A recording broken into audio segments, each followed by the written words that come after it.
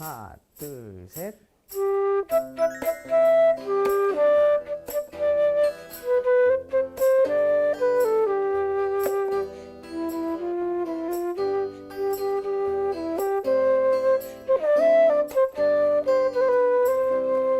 걱정 마. I believe, 언제나 I believe, 이 순간을 잊지 않을게. 내 품에 I believe, 담긴 너의 미소가 영원히 빛을 잃어 가지 않게. Cause our love is so sweet, you are my everything. 첫날 밤에 난 꿈에 젖어. 하는 말이 아냐, 난 변하지 않아. 오직 너만 바라볼 거야. You're light in my life, you're the one in my life. 내 모든 걸 다 잃는데도 후회하지 않아. 오직 너를 위한 변하지 않은 사랑으로. All I ever want is your love.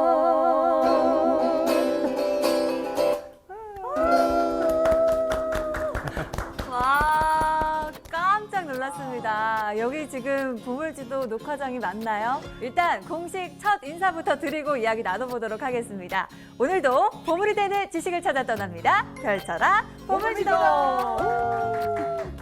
와, 드디어 목욕허의 공연을 보물지도에서 볼 수 있게 됐습니다. 아니 뭐 경환 씨야 저희와 늘 함께했던 멤버고 옆에 계시는 규현 씨, 야 저 깜짝 놀랐습니다. 귀가 녹는 줄 알았는데 일단 보물지도 우리 시청자분들께 소개를 좀 해주실까요?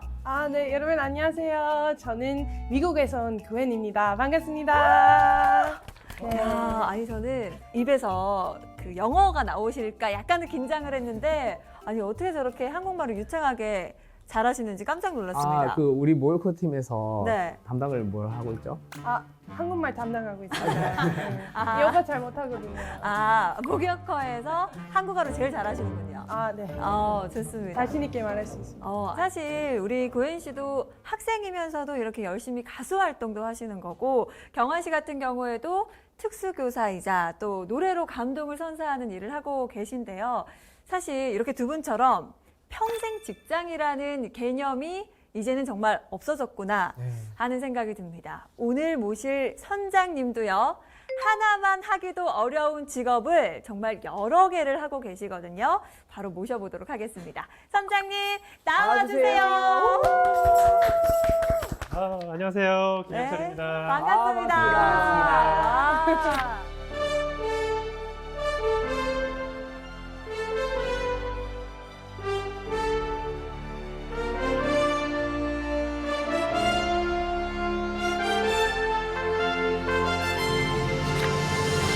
선장님이 또 반갑게 뛰어서 보물지도를 찾아와 주셨는데요. 엄청 보고 싶었습니다. 네, 정말 보고 싶으셨나 봐요. 네네.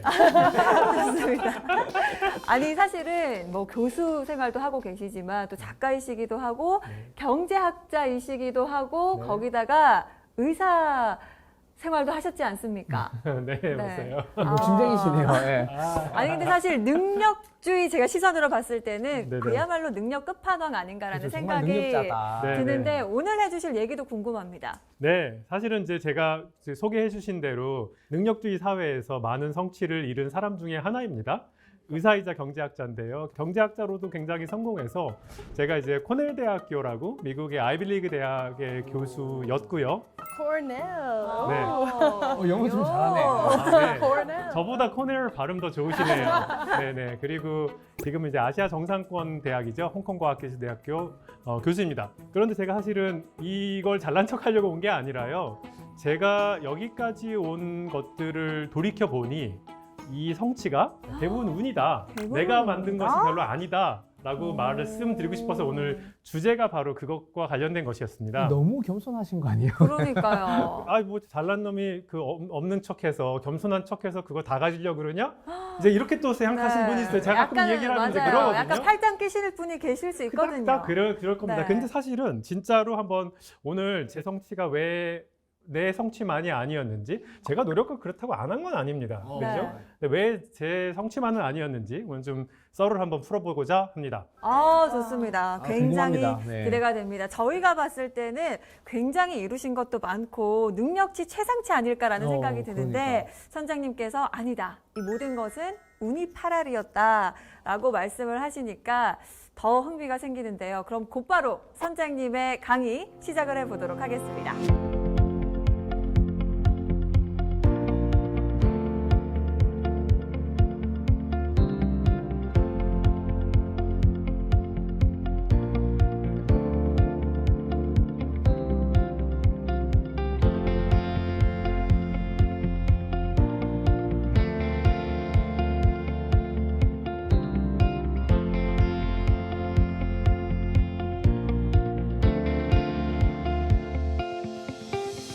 본격적으로 강의를 하기에 앞서서 제가 살아온 인생에 대해서 조금 말씀드리려고 해요.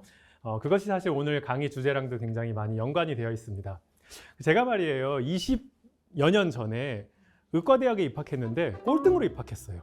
꼴등으로요? 네. 꼴등인지 어떻게 문 닫고 들어온 아셨어요? 거예요? 문 닫고 들었습니다. 야. 그거 어떻게 알았냐면요. 네. 제가 학교 다 떨어진 줄 알고 맨 처음에 웨이트 리스트에 있었어요. 네. 그러다가 이제 떨어진 줄 알고서 재수학원에 신청을 이제 했는데 추가 합격하셨습니다. 라는 메시지가 온 거예요. 야.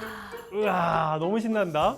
그런데 신입생 오리엔테이션이 다 끝났고 지금 학과에서 MT를 갔으니까 진짜 막차네요. 진짜 막찬 거예요. 네. 우리 거기 따라가라 이렇게 와서 그 친구들은 이미 MT에 와 있고 제가 중간에 MT에 낀 거예요.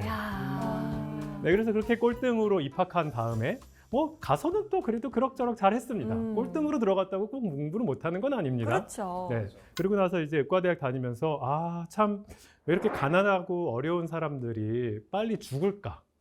실제로 사회 경제적 지위가 낮으면요 수명이 많이 줄어듭니다.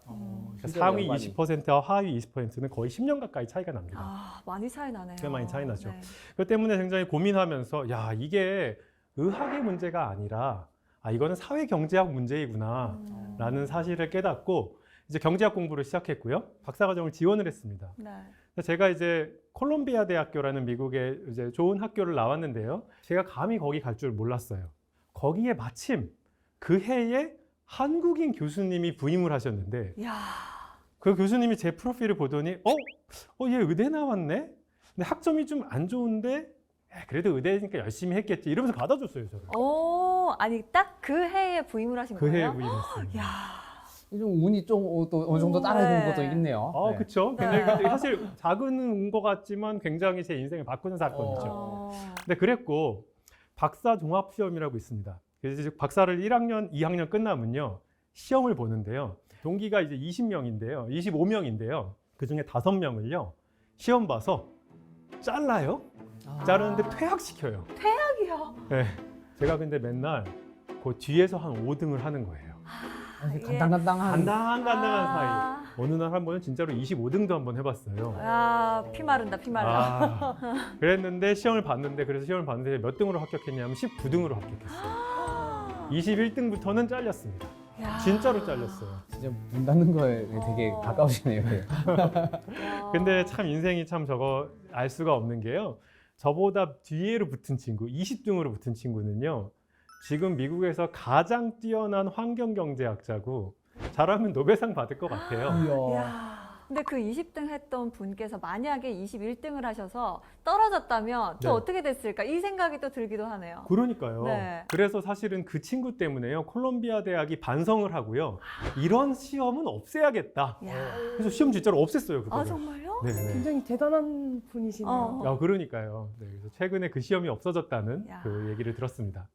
그래서 제가 박사를 졸업할 때쯤 됐는데 직업을 잡아야 되잖아요. 교수 채용을 하는데 제가 이제 막 온갖 군데 다 지원을 했어요. 근데 이제 그 중에서 코넬 대학교가 저보고 자 인터뷰를 하자라고 연락이 왔습니다.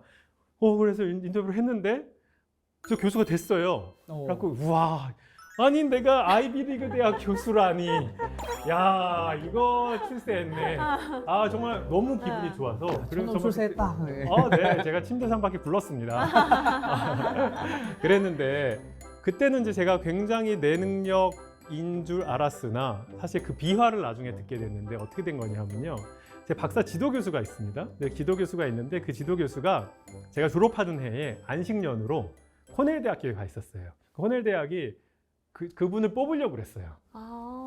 그랬는데 이분이 어떻게 반응을 하셨냐면 나는 그냥 콜롬비아 대학에 있을 거고 근데 이번에 내 졸업생 중에 내 학생 중에 어머. 괜찮은 친구 하나 있으니까 너 얘 어머. 뽑아. 와, 이렇게 된 추천을 거예요. 추천을 해주신 거예요. 이래서 착하게 살아야죠. 누군가가 진짜 추천해주실 수 맞아. 맞습니다. 야. 그래서 사실 보면은 제가 지금까지 이렇게 뭔가 이루었다고 하는 것들에서 굉장히 이렇게 아슬아슬하게 운 좋게 네. 뭔가 인생이 그래도 어려움 없이 풀리는 이제 그런 일들을 겪은 거잖아요. 네. 물론 저도 어려움 제가 얘기 안 했지만 이제 네. 실패 않았죠. 당연히 네. 있었습니다. 또 노력도 하셨을 거고. 네네. 그랬는데 과연 진짜 제 인생 경험이 일반화할 수 있는지 다시 한번 살펴보려고 합니다.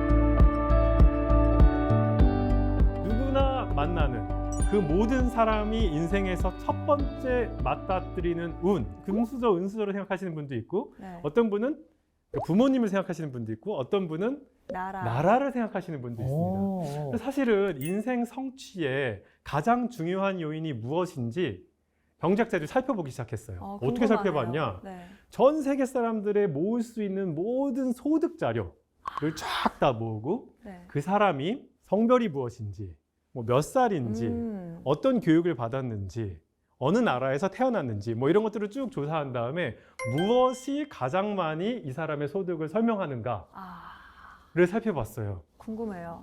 가장 중요한 요인이 무엇일까? 환경이지 않을까 싶어요. 그렇죠. 네. 근데 환경 중에서도 어떤 환경? 아까 제가 객관식을 드리면은 나라, 부모님, 경제학자가 밝혀낸 것이 첫 번째로 태어난 나라가 그 사람의 소득의 50%를 설명한다. 반을 설명한다는 반을 거네요? 설명한다. 반을. 좋은 날에 태어나면 일단 반 이상 먹고 갔다. 그런 거죠. 근데 진짜 그럴 수밖에 없을 것 같은 것도 조금만 위로 올라간 북한이기도 하잖아요. 그러니까요. 북한에서 태어났으면 또 제가 보물지도를 과연 할 수 있었을까 이렇게. 형은 이제 북한에서 또 보물지도 내래 사냥하시겠습니다. 보물지도 시작합니다. 이렇게 하실 수도 있지만. 저는 이제 개발경제학자이기도 해서요. 아프리카, 아시아의 저개발 국가 굉장히 많이 다녔는데요. 그런 저개발 국가에 태어나면요. 개인이 굉장히 똑똑한다 할지라도 이룰 수 있는 성취가 너무너무 제한적입니다. 기회가 별로 오지 기회가 않겠군요. 없어요. 네. 뭐 대학을 심지어 나와도요. 직장이 없습니다. 그래서 나라가 일단 첫 번째로 굉장히 중요한데 그게 50%를 설명하고 있었다. 50%. 다음은 뭘 것 같아요? 부모님, 네, 어떤 네. 부모님 아래에서 태어나느냐가 더 네, 중요할 네. 것 같아요. 부모님이 두 번째로 중요한데 그런데 부모님은 우리한테 두 가지를 주셨어요. 첫 번째는 아까 양육 환경을 주셨고요.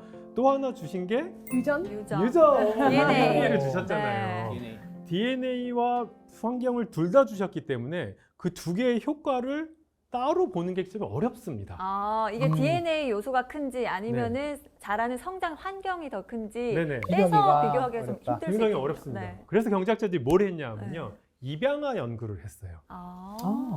네. DNA는 좀 떼놓을 수 있으니까. 그렇죠. 설명을 네. 좀 드리면요. 최초의 연구는 이제 다트머스 대학의 브루스 세스로트가 했는데요. 이분이 한국인 입양아를 연구했어요. 한국인이 입양돼서 미국 가정에서 자라나는 상황인 거예요. 그런데 입양아는요. 그 양부모님한테 받은 게 환경밖에 없고 그렇죠. 친자녀들은 둘 다 받았잖아요. 네. 약간의 가정과 계산을 좀 해보면요. DNA의 고유한 효과만 측정해낼 수가 있었습니다. 그러니까 환경은 둘 다 있으니까 환경을 제외하고 DNA 효과만 밝혔더니 DNA가 소득의 34%를 설명하더라. DNA가요? 네네. 생각보다 크네. 그럼 일단 8알이 넘네요. 8알이 넘죠. 네. 그래서 제가 이거를 인생 성취의 8알은 운이다.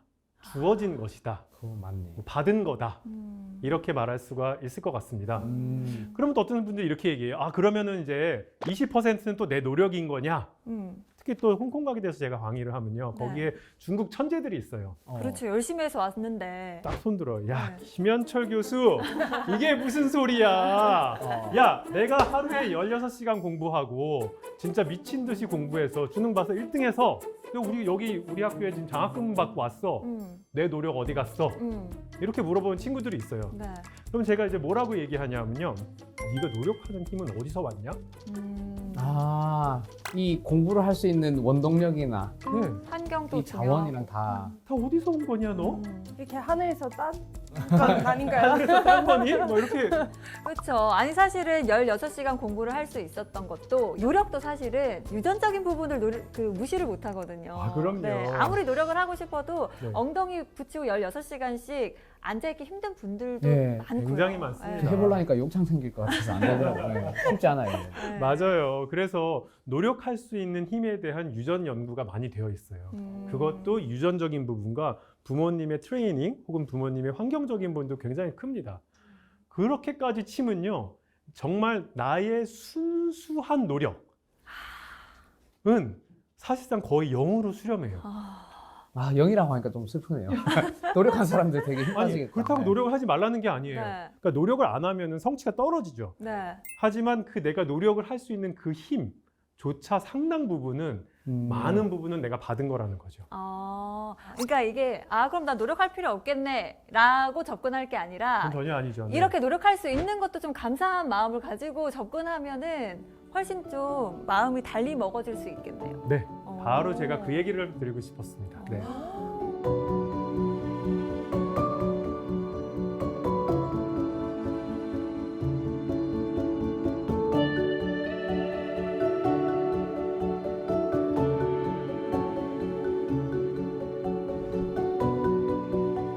되게 이퀄하게, 공평하게 똑같이 나눠지나요? 아니면 굉장히 불평등하게 나눠지나요? 세상은 불평등하다.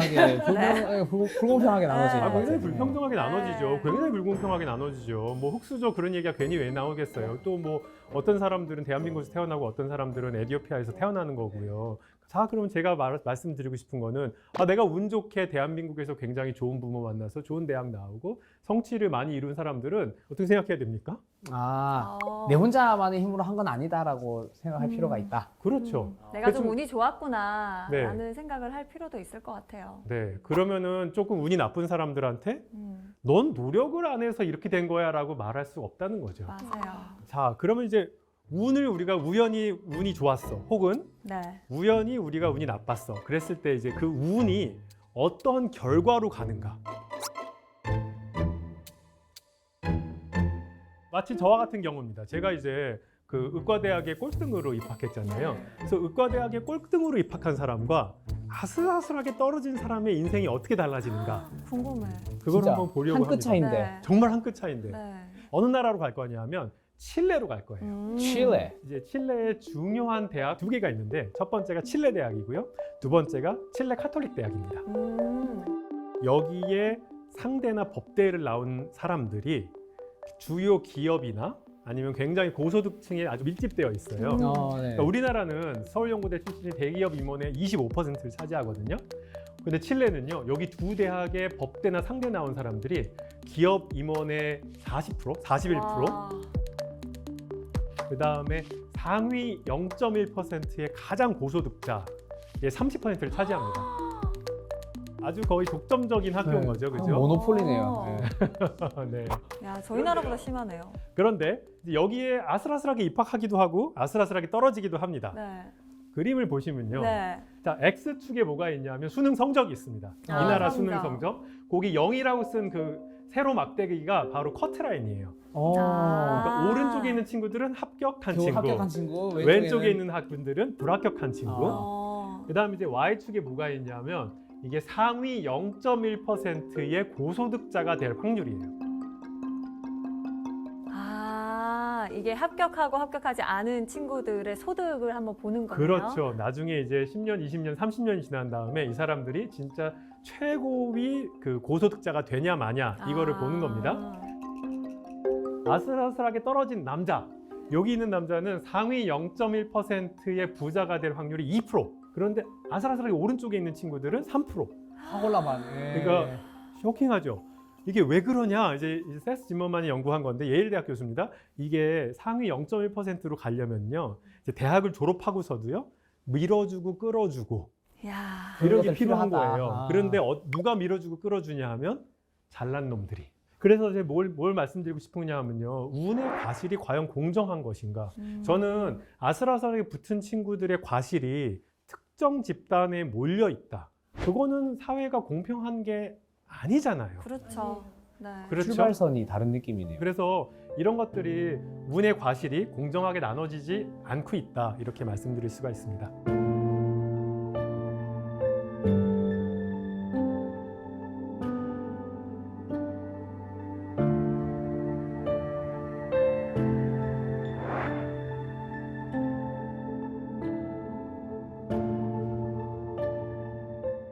그래서 승자 독식 사회, 그러니까 불운한 사람들은 계속 불운하고 운 좋은 사람들이 그 모든 것을 다 가져가는 사회는 사실 건강하지 못한 사회예요. 맞아요. 그렇죠. 예, 누가 봐도 불공평하다고 느낄 수 있는. 네, 그러니까 능력대로 다 가져가 이러는 것도 사실은 공정하지 않은 사회인 거예요. 왜냐하면 그 능력도 받은 거니까. 맞아요. 그런데 굉장히 불행하게도 우리나라가 점점 승자 독식 사회화 되어가고 있어요. 이 그래프가 뭐냐 하면요, X축에 연도가 있고요, 몇 년도인지 나와 있고요, Y축에 소득의 점유율이 나와 있어요. 빨간색은 뭐냐 하면요, 상위 10%, 우리나라에서 제일 부자 100명 중에 1등부터 10등까지 상위 10%가 도대체 전체에 얼마를 가져가냐. 그 다음에 파란색은요, 하위 50%, 우리나라 사람들의 가난한 절반이 전체 소득의 몇 %를 가져가는지 본 거예요. 1990년대, 80년대에는요, 상위 10%가 대략 한 35% 정도 가져갔습니다. 그럼 어떤 분들은 이게 많다 적다 얘기할 수 있는데요, 이 정도면요 굉장히 훌륭한 나라입니다. 우리나라는 경제 발전을 하면서 비교적 공평한 나라였어요. 그런데 그 2000년, 1999년 그때부터 갑자기 그 빨간색에서 점프가 딱 보여서 더 벌어지네요, 이게. 벌어지죠. 그래서 IMF 그게 때인가 보다. 그걸 맞아요. 오. 감이 좋으시네요. 그때를 선생님이 기억하십니까? 예, 아니요. 그때 저는 기억이 없죠. 네. 저는 그때 한 살이었습니다. 틀렸어요. 그때부터 우리나라가 많이 바뀌었죠. 근데 이게 어디서 기인하냐 하면요, 일단 정규직과 비정규직. 이제 정규직이 더 많은 돈을 가져가고 비정규직이 이제 그렇지 않고, 또 하나가 노인들이 여전히 소득이 보장이 안 되니까요, 더 많이 일하기 시작했어요. 그런데 노인들은 보통 소득이 낮은 직종에서 많이 일하거든요. 그래서 상위 10%가 거의 한 절반 정도까지 40대 후반을 가져가는, 이 그래프가 조금 이제 씁쓸한 그래프인데요. 네, 뭔가 빈익빈 부익부를 훨씬 너무 심해졌네요. 눈에 보이게 보여주는 것 같아요. 차이 그렇습니다. 많이 나네요. 이게 지금 상위 10%를 보여드렸는데요. 사실 또 더 심각한 거는요, 상위 1%입니다. 와우. 초록색은 상위 1%의 점유율, 빨강색은 상위 10%의 점유율의 변화입니다. 그러니까 양수면은, 파지티브면은 그 사람들이 더 많이 먹는 거고 더 많이 가져가는 거고, 음수면은 이제 그분들의 그 파이가 작아지는 거죠. 네. 근데 우리나라는 양수예요, 음수예요? 양수요. 양수네요. 0보다 위에 있죠, 네. 그렇죠? 근데 미국은 0보다 아래에 있기도 하고 위로 있기도 하고, 네. 그렇죠? 일본은 0보다 아래에 있고, 그 다음에 프랑스도 0보다 보통 아래에 있습니다. 우리나라만 우리나라의 상위 1%, 특별히 1%, 상위 1%가 어마어마하게 많은 소득을 점점 더 가져가고 있는 상황이에요. 와. 그런 사람들은 약간 대기업 CEO 막 그런 분들 누구냐? 누구냐 하면요, 누구냐? 나는 아니다. 공개 누구니? 2019년 자료가 있어요. 네. 이 사람들이 도대체 누구냐? 누구냐? 대기업 임원이 29%. 진짜로. 29%. 그 다음에 누굴 것 같으세요? 뭐 의사분들이나 의사. 뭐 오. 전문직 종사하시는 분들이나 맞습니다. 네. 의사가 22%. 또 하나가 금융업 종사자. 금융업. 그 사람들이 20%. 나머지는 물려받은 사람들. 부모님한테 물려받은 사람들이고, 그 사람들의 소득이 얼마냐? 너무 배 아파하지 마세요. 봤더니 벌써 배 아파. 네. 상위 그렇습니다. 1%의 평균 소득이 네. 5억 6,500만 원. 야, 2022년이면 더 오르셨겠네요. 네, 올해 좀 더 올랐다면은 네. 뭐 6억 돌파했을 수도 있습니다. 저게 이제 연간 소득을 말하는 거예요. 연간 소득입니다. 네. 방금 계산했어요. 소리 나지. 월에 도대체 하늘에 얼마를 있어요. 받아야. 그래서. 야, 그 다음에 하위 50%는 1234만 원, 한 달에 100만 원 정도 평균적으로 벌고 계십니다. 자산을 보시면은 상위 1%는 50억이 넘고요. 그 다음에 하위 50%는 2,500만 원이 안 되는 그런 상황입니다. 자산이 더 빈부격차가 훨씬 심하네요. 네, 왜냐하면 자산은 소득의 합이니까 결국. 그렇죠.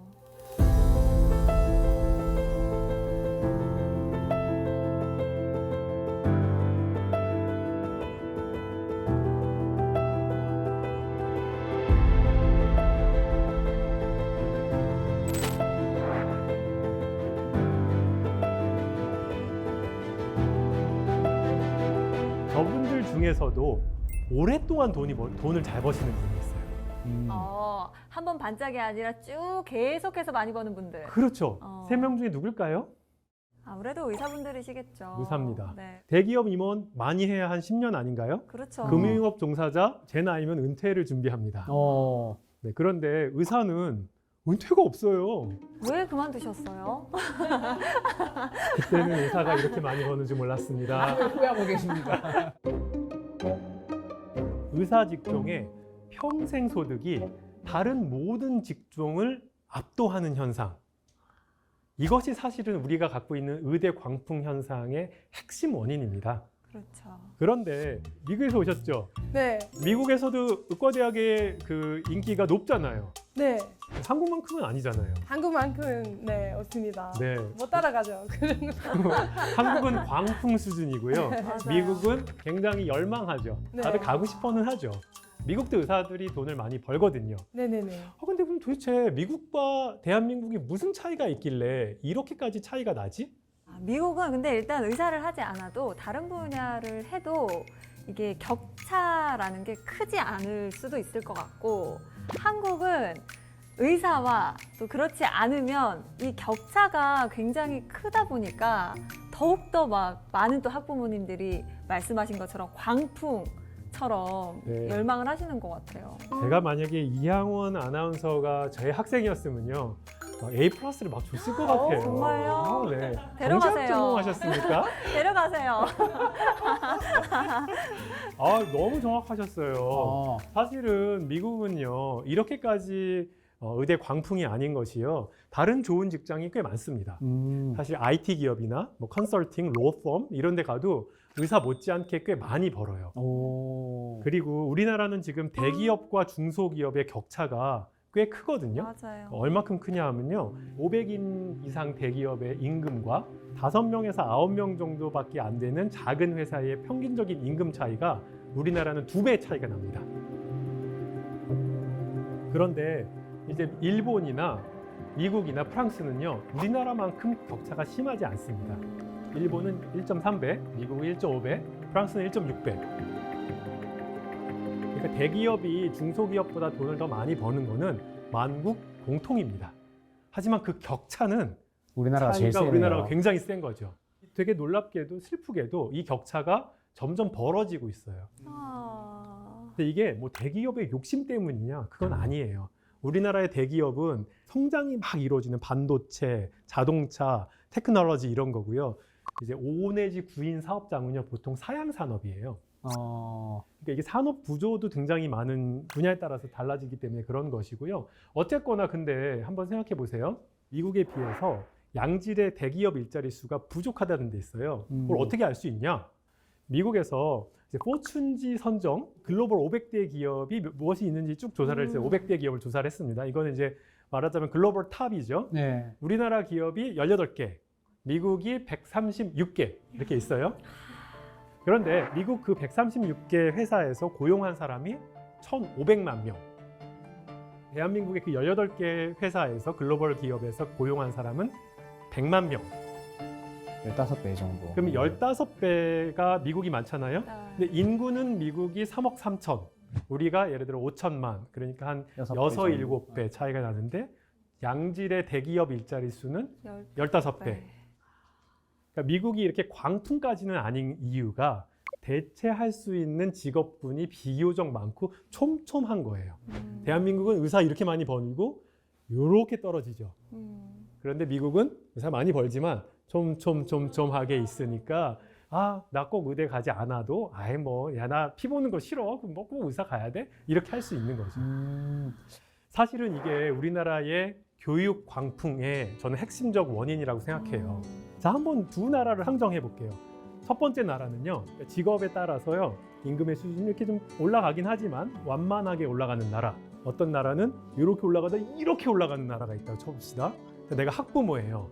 그럼 이런 나라면은요, 죽도록 과외시키고 죽도록 노력해갖고 좋은 대학 갈 이유인이 이쪽에 비해서 없죠. 훨씬 적죠, 네. 그죠? 이렇게 쭉 올라가다가 의사가 갑자기 이렇게 버는 나라의 상황에서 내가 부모라면요, 지금 과외를 열심히 시켜갖고 내 자식이 의과대에 갈 수 있으면은 엄청 좋잖아요.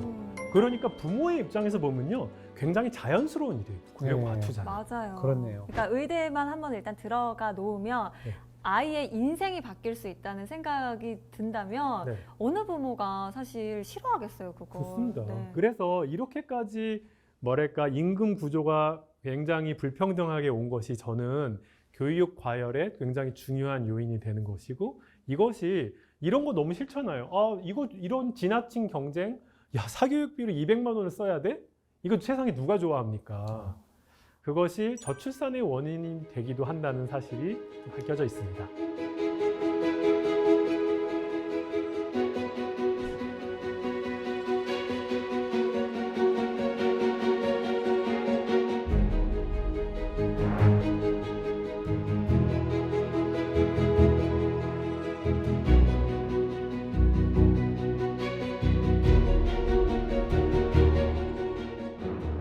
우리 인생에서 많은 것들이 주어진 것이고 그것이 운이라고 표현할 수도 있다고 말씀드렸고요.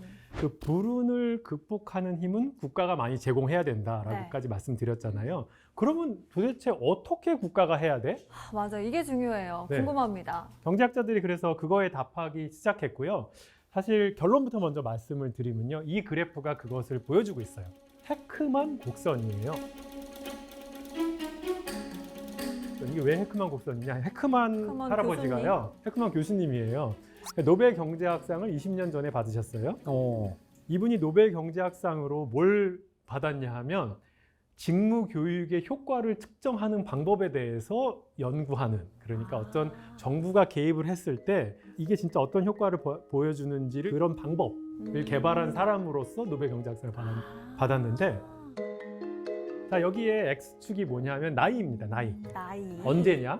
그러니까 맨 처음엔 태아기, 그러니까 엄마 뱃속에 있을 때, 그 다음에 0세에서 3세, 4세에서 5세, 학창 시절, 그 다음에 이제 다 졸업한 다음에 여기 계신 분들, 이제 저 같은 분들 이고요. 그랬을 때 뭔가 국가가 개입했을 때 Y축에 뭐가 있냐? 투자 효과가 있어요. 내가 1달러를 투입했을 때 이 사람이 나중에 소득이 늘어나는지 얼마나 늘어나는지 보는 거예요. 똑같은 돈을 투입했을 때. 0세부터 해놔야 효과는 최고겠네요. 그런 겁니다.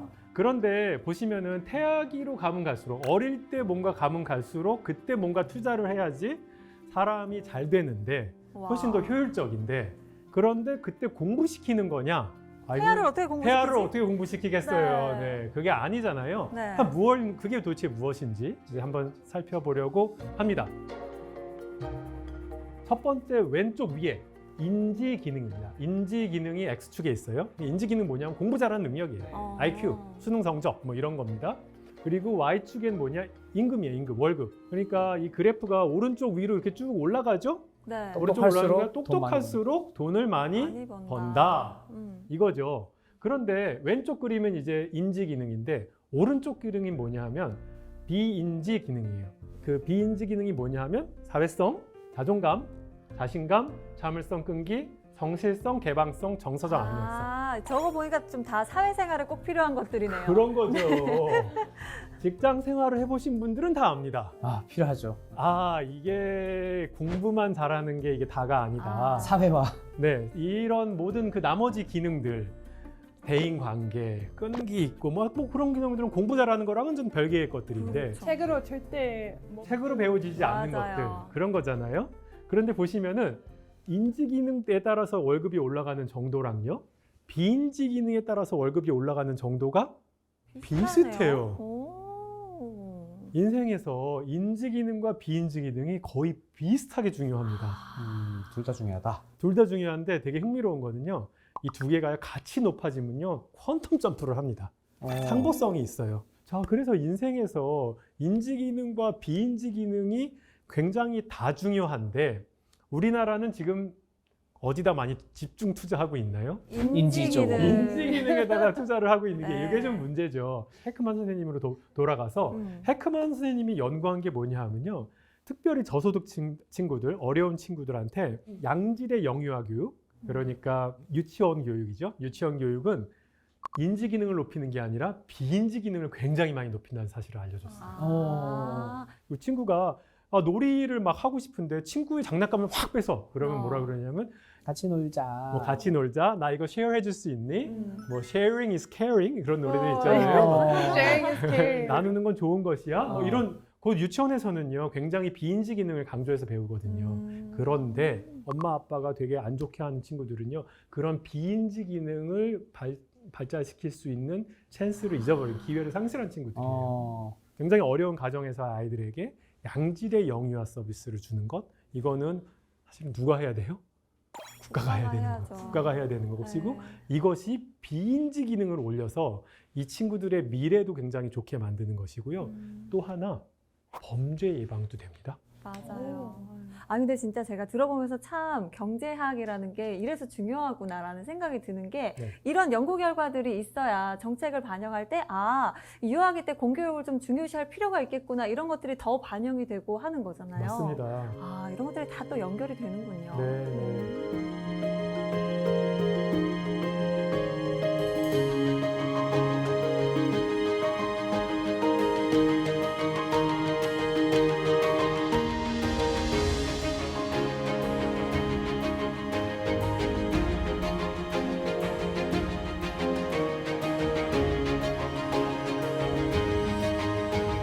지금 제가 영유아 시기를 말씀드렸는데 네.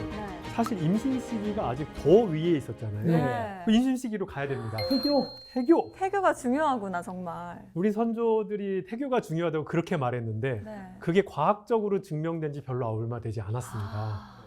이게 언제 처음 밝혀졌냐 하면요, 2006년에 임신 시의 독감 감염의 효과를 측정한 논문이 나왔어요.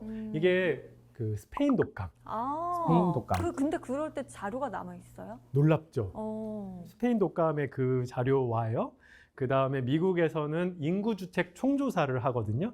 죽을 때 이제 출생 기록서가 있고 사망 기록서가 있고요. 그 다음에 그 인구주택 총조사를 하면서 건강도 측정하고 뭐 그렇게 하거든요. 그래서 그 결과를 좀 말씀드리면요.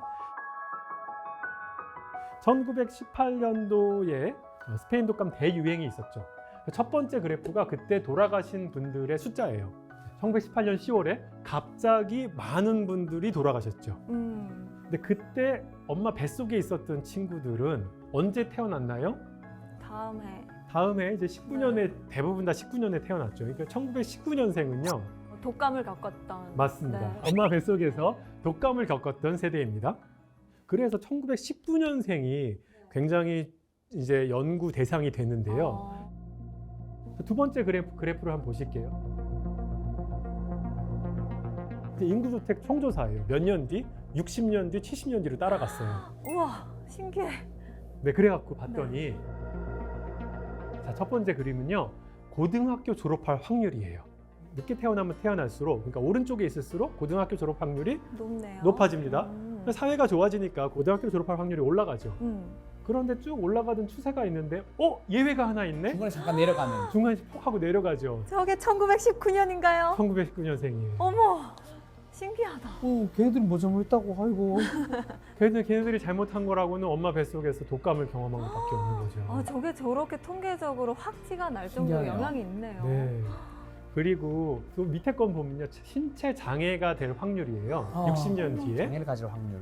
그러니까 오른쪽으로 가면 갈수록 더 나이가 젊으면 젊을수록 장애를 가질 확률이 적은데 표 하고 또 올라가요. 한 2% 정도, 2%포인트 올라갑니다. 후천적으로 장애인이 될 확률을 조사한 건가요? 맞습니다.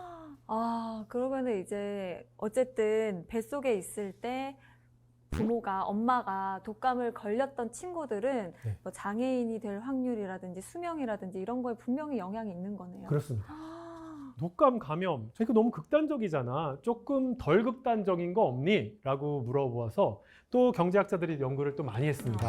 라마단 연구를 했어요.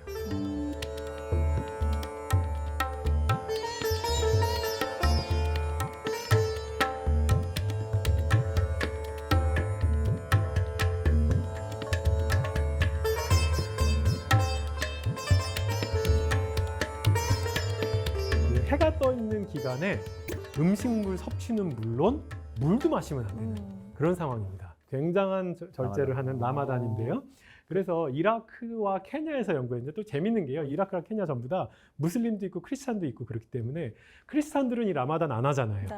그런데 무슬림들은 하잖아요. 또 그렇게 비교도 할 수 있고요. 같은 같은 태생이라고 할지라도 운 좋게 라마단 안 걸리는 친구들도 있는 거예요. 그래서 태아일 기간이 때. 예. 그래서 연구를 할 수가 있었어요. 아. 과연 이게 어떻게 됐을까 봤더니 라마단 때 임신됐던 친구들은 나중에 성인이 됐을 때 장애인이 될 확률이 20% 올랐어요. 20%. 20%나. 아까 그 독감 감염하고 거의 비슷한 거죠. 어. 이것도 극단적인 거 아니냐. 야, 물도 안 먹고 밥도 안 먹고 막 이런 건 또 극단적인 거 아니냐. 또 그래서 어떤 걸 했냐면요. 엄마가 임신했을 때 할머니가 돌아가시면 이것도 정신적 충격까지. 스트레스. 정신적 충격, 스트레스죠. 그러니까 엄마가 임신했는데 우리 엄마가 돌아가셨어. 이런 집 아들, 딸하고 우리 엄마가 돌아가셨는데 애 낳자마자 돌아가셨어. 그 둘을 비교해 본 거예요. 그랬더니 내가 임신했을 때 우리 엄마가 돌아가시면은 내 자식이 성인이 되어갖고 불안장애나 우울증이 될 확률이 13%, 8% 올라가요. 와. 영양 섭취, 정신적인 충격 그 모든 것이 산모를 최대한 보호해주지 않으면 이게 결국은 애한테 간다. 라는 연구입니다. 우리 남편분들 갑자기 딸기가 먹고 싶다고 해도 아내분께서 웬만하면 꼭 사주시고 무조건 사주세요. 네, 하는 게 좋을 것 같습니다. 우리 아이들을 위해서라도. 맞습니다. 네.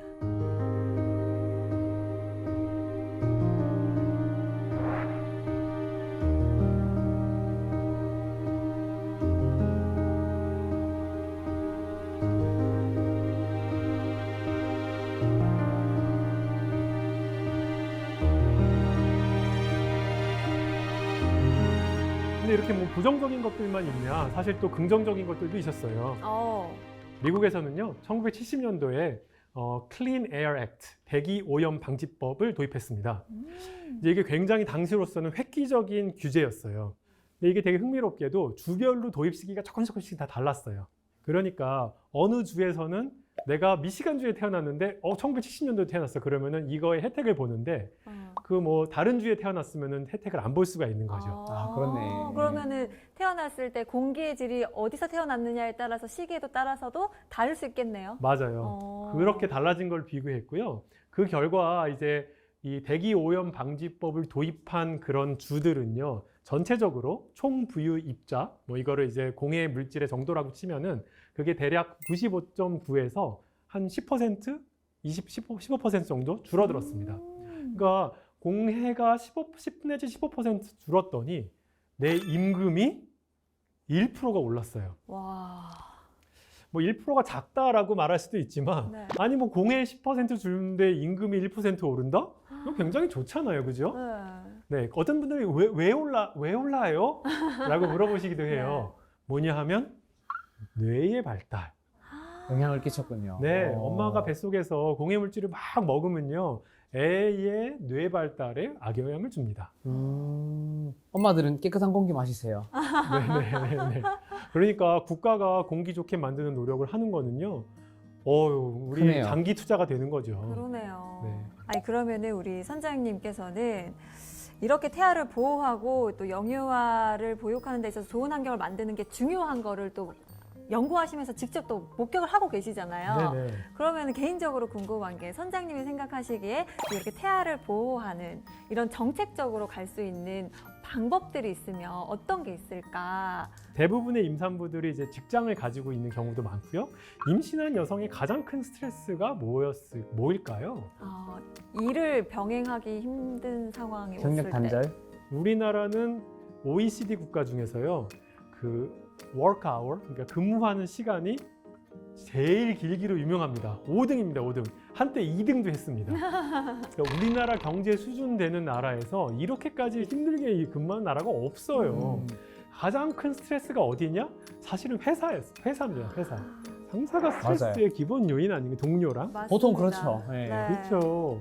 그로부터 엄마를 보호하는 게 굉장히 중요하다. 보호할 수 있는 방법이 있을까요? 그러니까 저는 그래서 육아휴직을요. 네. 지금은 뭐 여성이든 남성이든 1년을 쓸 수 있게 됐는데 대부분 언제 쓰냐 하면요. 아기 낳고 쓰죠. 네. 지금 임신 중에도 쓸 수가 있거든요.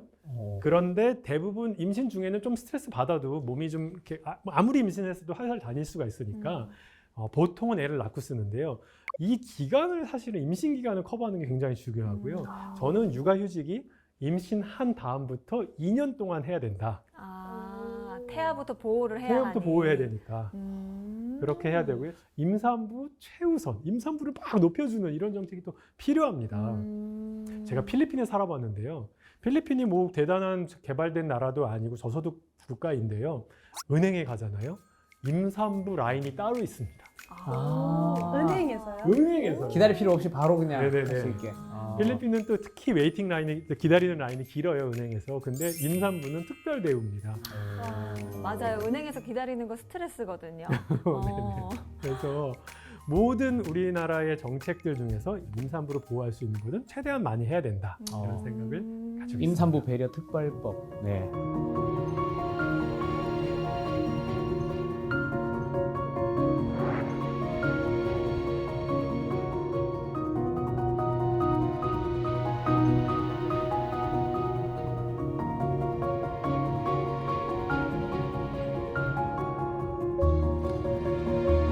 처음에 우리가 얘기했습니다. 인생에 많은 것들이 주어진 것이다. 우리 자녀들한테 이렇게 얘기했으면 좋겠어요.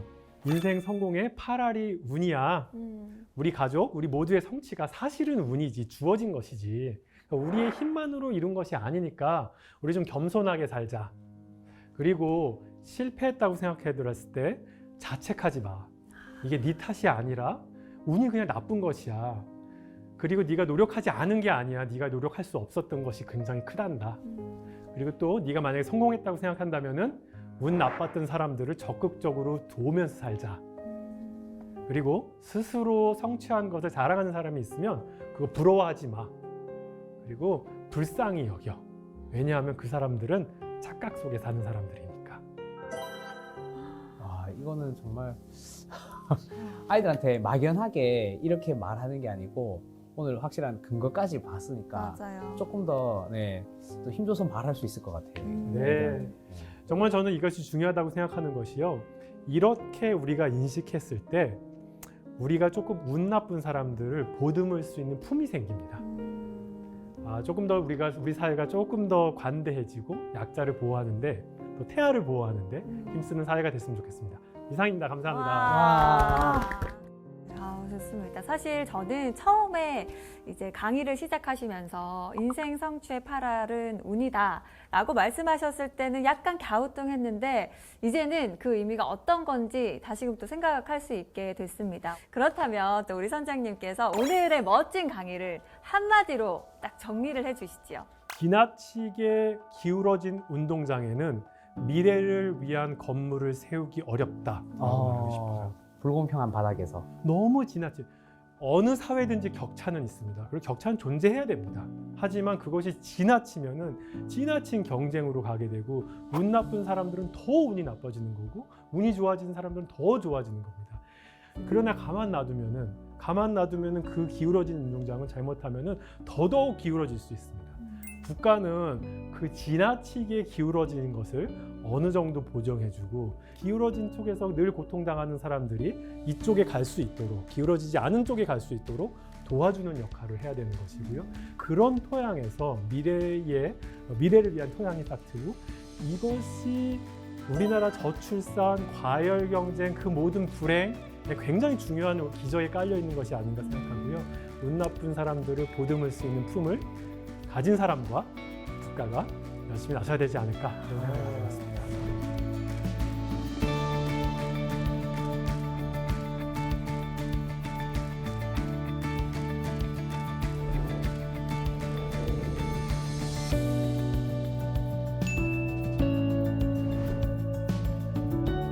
사실 저는 오늘 경제가 주제라고 해서 굉장히 긴장을 하고 왔거든요. 교현 씨도 좀 그러셨을 것 같아요. 오늘 함께 했는데 어떠셨어요? 네, 저도 경제라서 저한테 굉장히 어려운 주제여서 걱정을 많이 했는데 선장님께서 너무 잘 이해하기 쉽게 설명해 주셔서 너무 좋았습니다. 근데 교현 씨 말을 조금 또 들어보니까 약간 경상도 사투리가 또 있네요. 아, 그러십니까? 야, 너무 신기합니다. 경환 씨는 어떠셨어요? 오늘 어떤 실질적인 자료들을 보면서 이게 그냥 추상적인 소리가 아니구나 하는 걸 좀 느껴가지고 이 경제학 이 딱딱해 보이는 강의에서 오늘 따뜻함도 느끼고 좀 신선한 충격을 받았습니다. 네, 좋습니다. 말씀하셨던 것처럼 저도 경제학을 좀 딱딱한 학문이라고 생각을 했었는데 오늘 함께 보면서 참 우리 삶과 밀접한 학문이구나, 사람 냄새가 나는 그런 학문이구나 느낄 수가 있었습니다. 이렇게 편견을 깨는 재미있고 유익한 지식항에 여기서 멈출 수가 없잖아요. 또 가야죠. 네, 다음에도 계속됩니다. 우리 교현 씨 마지막에 외치는 구호 아나요? 보물지도? 맞아요. 그것만 잘해주시면 됩니다. 네네네. 좋습니다. 다 같이 외치면서 맞춰보도록 할게요. 다음 주에도 찾아라 보물지도.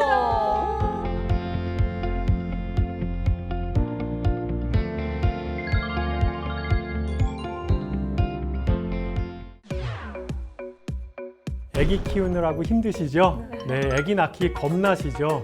결국 다 육아에 대한 얘기인데요. 첫 번째가 엄마의 육아, 두 번째 아빠의 육아, 그리고 학원 육아. 부모님까지 야, 이 육아와 일이 어떻게 균형을 잡을 수 있을까? 이런 것들 한번 생각해 보려고 합니다. 많은 엄마들의 고민이 시어가 지금 일하면 이거 우리 애한테 손해를 끼치는 거 아니야? 이런 고민을 현실적으로 하거든요. 부모님은 2명이라고요. 아빠의 육아 참여, 아이를 더 좋게 만들까? 우리 사회가 모두 힘을 합쳐서 이것들을 풀어나간다면 좋은 사회 만들 수 있지 않을까 생각합니다.